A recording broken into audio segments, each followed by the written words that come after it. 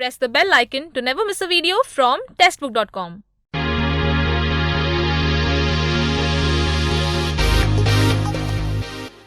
नमस्कार दोस्तों और welcome to this video.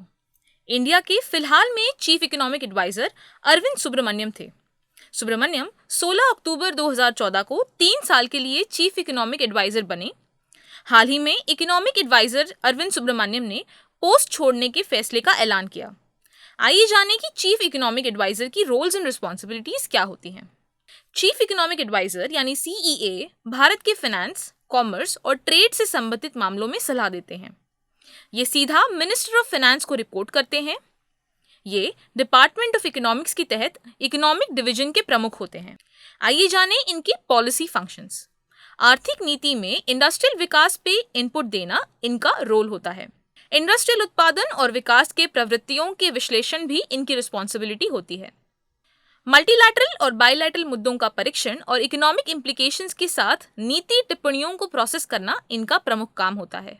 Department of industrial policy और प्रमोशंस के ओर से जेंडर बजटिंग के लिए भी योजना बनाना इनका एक काम होता है। फाइनली इनके स्टैटिस्टिकल फंक्शंस क्या होते हैं ये जानते हैं। मासिक होलसेल प्राइस इंडाइसेस का कंपाइलेशन और रिलीज इनका प्रमुख स्टैटिस्टिकल फंक्शन होता है। मासिक कोर इंडस्ट्रीज प्रोडक्शन के इंडेक्स का कंपाइलेशन और रिलीज ये भी इनका एक काम होता है। मैक्रो इंडिकेटर्स के कई मासिक आंकड़ों का कंपाइलेशन करना भी इनका एक स्टैटिस्टिकल रोल है। तो ये थी चीफ इकोनॉमिक एडवाइजर की major roles and responsibilities. Comment section में बताएं कि आपको ये वीडियो कैसा लगा। इस वीडियो को देखने के लिए थैंक यू।